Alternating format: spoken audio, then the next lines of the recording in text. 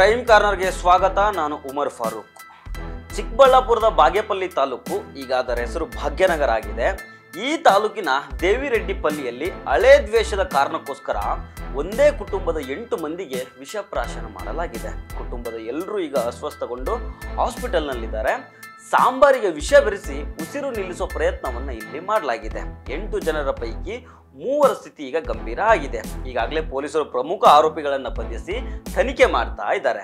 ಹಾಗಾದ್ರೆ ವಿಷ ಬೆರೆಸಿದ್ದು ಯಾರು? ಒಂದೇ ಕುಟುಂಬದ ಎಲ್ಲರನ್ನ ಬಲಿ ಪಡೆಯುವಂತ ದ್ವೇಷ ಏನಿತ್ತು? ಇದೆಲ್ಲವನ್ನ ಈ ವಿಡಿಯೋದಲ್ಲಿ ಡೀಟೇಲ್ ಆಗಿ ನೋಡೋಣ. ಆದ್ರೆ ಅದಕ್ಕೂ ಮೊದಲು ನೀವಿನ್ನೂ ನಮ್ಮ ಚಾನಲ್ ಅನ್ನ ಸಬ್ಸ್ಕ್ರೈಬ್ ಮಾಡಿಲ್ಲ ಅಂದ್ರೆ ದಯವಿಟ್ಟು ಸಬ್ಸ್ಕ್ರೈಬ್ ಮಾಡ್ಕೊಳ್ಳಿ. ಹಾಗೆ ಈ ವಿಡಿಯೋವನ್ನ ಕೊನೆ ತನಕ ಮಿಸ್ ಮಾಡದೆ ನೋಡಿ.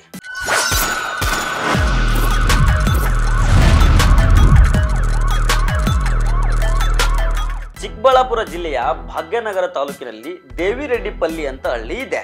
ಇಲ್ಲಿ ಒಂದೇ ಕುಟುಂಬದ 8 ಮಂದಿ ವಿಷ ಸೇವಿಸಿ ಅಸ್ವಸ್ಥರಾಗಿ ಆಸ್ಪತ್ರೆ ಸೇರಿದ್ದಾರೆ. ಈ ಪೈಕಿ 3 ಸ್ಥಿತಿ ಚಿಂತಾಜನಕ ಆಗಿದೆ. ಹಳೆ ವೈಷಮ್ಯದ ಹಿನ್ನೆಲೆಯಲ್ಲಿ ಈ ಕೃತ್ಯ ನಡೆದಿದೆ ಅನ್ನೋ ಮಾತು ಕೇಳಿ ಬರ್ತಾ ಇದೆ. ಬಾಗೇಪಲ್ಲಿ ಪೊಲೀಸ್ ಸ್ಟೇಷನ್ ಅಲ್ಲಿ ಕಂಪ್ಲೇಂಟ್ ರಿಜಿಸ್ಟರ್ ಆಗಿದೆ. ಇಲ್ಲಿ ವಿಚಾರ ಏನಂತಂದ್ರೆ, ದೇವಿರೆಡ್ಡಿಪಲ್ಲಿಯಲ್ಲಿ ಇಬ್ಬರು ನೇಬರ್ಸ್ ಇರ್ತಾರೆ. ಅವರ ಹೆಸರು ಮದ್ದರೆಡ್ಡಿ ಮತ್ತು ಪಾಪಿರೆಡ್ಡಿ. 2 ವರ್ಷಗಳ ಹಿಂದೆ ಇಬ್ಬರ ನಡುವೆ ಜಗಳ ಆಗಿರುತ್ತೆ. ಯಾಕಂದ್ರೆ ಇಬ್ಬರ ಮನೆಗಳ ನಡುವೆ 3 ಅಡಿ ಜಾಗ ಇರುತ್ತೆ. ಆ ಜಾಗದ ಸಲುವಾಗಿ ಮದ್ದರೆಡ್ಡಿ ಮತ್ತು ಪಾಪಿರೆಡ್ಡಿ ನಡುವೆ ಜಗಳ ಆಗ್ತಾ ಇರುತ್ತೆ.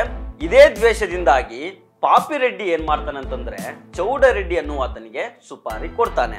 ಮದ್ದರೆಡ್ಡಿಯ ಕುಟುಂಬದವರ ಆಹಾರದಲ್ಲಿ ವಿಷ ಹಾಕ್ಬಿಡು ಅಂತ ಹೇಳಿರ್ತಾನೆ.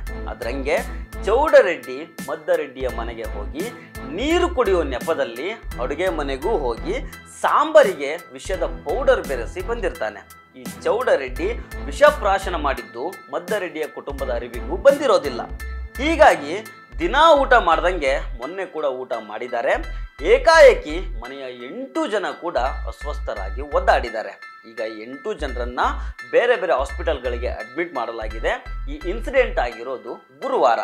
ಅವತ್ತು ಮನೆಯಲ್ಲೇ ಮಾಡಿದ್ದ ಅನ್ನ ಸಾಂಬಾರನ್ನ ಬೆಳಗ್ಗೆ 10 ಗಂಟೆಗೆ ಮನೆಯವರೆಲ್ಲ ಕೂಲಿಯವರ ಜೊತೆ ಕೂತು ಹೊಲದಲ್ಲಿ ಊಟ ಮಾಡಿರ್ತಾರೆ. ನಂತರ ಹೊಲದಲ್ಲಿ ಕೆಲಸ ಮುಗಿಸಿ ಮದ್ದರೆಡ್ಡಿ ಕುಟುಂಬದವರು ಮಧ್ಯಾಹ್ನ ವಾಪಸ್ ಮನೆಗೆ ಬಂದಿರ್ತಾರೆ. 3 ಗಂಟೆಗೆ ಮನೆಯಲ್ಲೇ ಊಟ ಮಾಡಿರ್ತಾರೆ. 1 ತಾಸು ಆದ್ಮೇಲೆ ಒಬ್ಬೊಬ್ಬರಾಗಿ ಹೊಟ್ಟೆ ನೋವು ಅಂತ ಕಿರ್ಚಾಡೋದಕ್ಕೆ ಶುರು ಮಾಡ್ತಾರೆ. ಆರಂಭದಲ್ಲಿ ಇದನ್ನ ಫುಡ್ ಪಾಯ್ಸನ್ ಏನಾದರೂ ಆಗಿರ್ಬೋದು ಅಂತ ಅನ್ಕೊಂಡಿರ್ತಾರೆ. ಆದ್ರೆ ಈ ಘಟನೆಯಲ್ಲಿ ಅಸ್ವಸ್ಥಗೊಂಡು ಚೇತರಿಕೆಯಾಗಿದ್ದ ಭಾನು ಅನ್ನೋ ಯುವತಿ ಮಧ್ಯಾಹ್ನ 1 ಗಂಟೆ ಸುಮಾರಿಗೆ ಚೌಡರೆಡ್ಡಿ ಅನ್ನುವಾತ ನೀರು ಕುಡಿಯುವ ನೆಪದಲ್ಲಿ ಅಡುಗೆ ಮನೆಗೆ ಬಂದಿದ್ದ ಅನ್ನೋ ಮಾಹಿತಿಯನ್ನ ಕೊಡ್ತಾಳೆ. ಆಮೇಲೆ ಇಲ್ಲಿ ವಿಷಪ್ರಾಶನ ಆಗಿದೆ ಅನ್ನೋ ವಿಚಾರ ಬಯಲಿಗೆ ಬಂದಿದೆ. ದೇವರೆಡ್ಡಿಹಳ್ಳಿಯಲ್ಲಿ ಒಂದು ಇನ್ಸಿಡೆಂಟ್ ಆಗಿದೆ. 8 ಜನ ಏನಾದರೂ ಫುಡ್ ಪಾಯ್ಸನಿಂಗ್ ಆಗಿದೆ ಈ ಥರ ಹೇಳಿ ನಿನ್ನೆ ಈವ್ನಿಂಗ್ ಬಾಗೇಪಲ್ಲಿ ಹಾಸ್ಪಿಟಲಲ್ಲಿ ಅಡ್ಮಿಟ್ ಆಗಿದ್ದಾರೆ. ಬಾಗೇಪಲ್ಲಿ ಹಾಸ್ಪಿಟಲಲ್ಲಿ 8 ಜನ ಟ್ರೀಟ್ಮೆಂಟ್ ಸ್ಟಾರ್ಟ್ ಮಾಡಿದ್ದಾರೆ. ಆಮೇಲೆ ಔಟ್ ಆಫ್ 8 ಜನ 6 ಜನ ಆಗಿ ಚಿಕ್ಕಬಳ್ಳಾಪುರ ರೆಫರ್ ಮಾಡಿದ್ದಾರೆ. ಚಿಕ್ಕಬಳ್ಳಾಪುರಲ್ಲಿ ಟ್ರೀಟ್ಮೆಂಟ್ ನಡ್ತಾ ಇದೆ ಮತ್ತು 2 ಜನರು ಬಾಗೇಪಲ್ಲಿಯಲ್ಲಿ ಟ್ರೀಟ್ಮೆಂಟ್ ನಡ್ತಾ ಇದೆ. ಅವರಿಗೆ ಮಾತಾಡಿದಾಗ ನಮಗೆ ಗೊತ್ತಾಯಿತು ಹಾಸ್ಪಿಟಲ್ ಬಂದಿದ್ದಾರೆ.